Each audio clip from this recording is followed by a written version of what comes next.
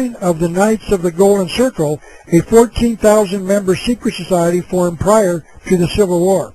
It has been reported that Booth was a member of the Knights of the Golden Circle. In fact, this group was formed in 1837 in Europe, and they were the organization that planned the Civil War 24 years before it started. This sign is very similar to the lion's paw, and the reason it might be is because there were members of the Knights who were also members of the Masons. This is a photograph of Jesse James, the famous outlaw, on the left, and his brother Frank James on the right. Notice that Frank is giving the lion's paw sign because he was a member of the Masons. The sign being given by Jesse is, I believe, the sign of the Knights of the Golden Circle because it is known that Jesse was a member.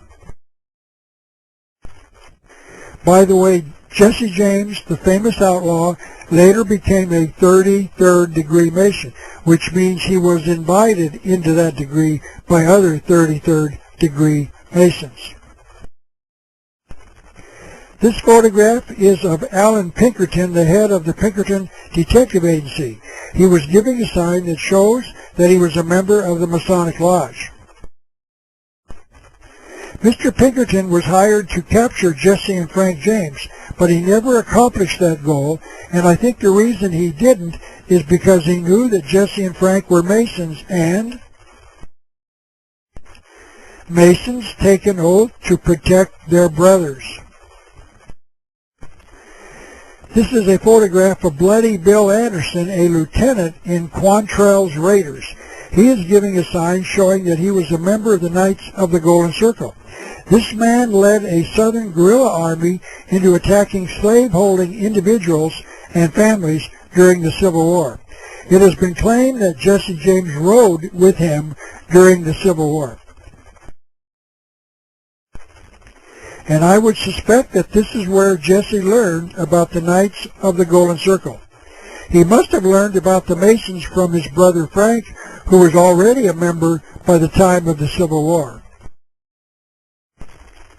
This is Salmon P. Chase, the Secretary of the Treasury in President Lincoln's cabinet and a member of the Masons. He is the individual after whom the Chase Manhattan Banks are named. I have two more pictures and drawings to show you, and these are real eye-openers.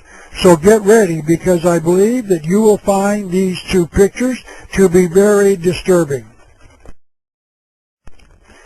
This is the February 17, 1986 cover of Time magazine, and as you can see, it shows a picture of television evangelist Pat Robertson clearly giving the lion's paw sign on his chest. I want you to particularly notice the grin on Mr. Robertson's face. It appears to be the smile of someone who knows a secret that he cannot tell us. And now we know what that secret is. If Pat Robertson knew what this sign meant, he is a Luciferian, not a Christian. And the reason he is grinning could be that he knows what he is doing, and he knows that we do not know. And on the chance that you find that a little harsh, ask yourself why he was photographed giving this particular sign, if he didn't know what it meant. Let's presume for a moment that he was asked by the photographer to assume this particular pose, and he didn't know. How many photographs in the world do you think show someone giving this particular pose? I have been looking for pictures of this sign for probably 20 years, and I have found but maybe 25 of them. One would presume that Mr. Robertson would have asked the photographer why he wanted him to stand this way. It may also be presumed that most people being asked to pose this way would not do it, simply because they did not understand what it represented. It certainly isn't a normal way to stand, whether for a photograph or not. So what was the reason that Pat agreed to stand this way? I do not know, except I suspect that it was his way of telling those in the world who saw the photograph and knew what the sign meant that he was one of them, a Luciferian. It might be remembered that Pat was running for President of the United States in 1986, and this was his way of informing others that he was under their control because he was one of them. That is the only thing that makes sense. A fellow Christian minister, Dr. David Weber, who ran the Southwest Radio Church, was a fellow member of a group of Christians who broadcast radio and television programs on American airwaves. He reported on his radio program that he took this Time magazine cover of Pat giving this sign and asked him directly why he was photographed this way. According to Dr. Weber, Pat responded, quote, "I fell off my horse and injured my arm," end quote. If you believe that, I will sell you my shares of stock in the Brooklyn Bridge. And the final picture is not a photograph but a portrait of President George Washington. I must admit that it is a portrait and not a photograph, because there were no cameras when Washington lived, so no one can certify that he posed for this portrait. But that statement begs the question,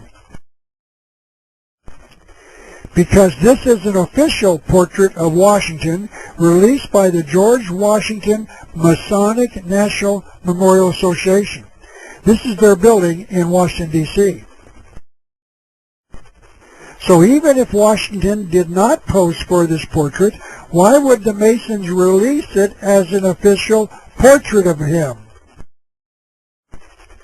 The only explanation that makes sense is that the Masons are using the portrait to inform those who are born again to Lucifer that George Washington was as well.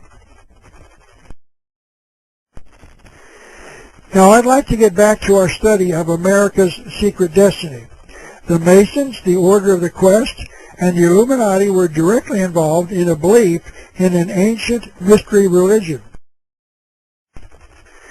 Albert Pike, the Sovereign Grand Commander of the Masonic Lodge for 32 years, from 1859 to 1891, wrote on page 624 of his book entitled Morals and Dogma,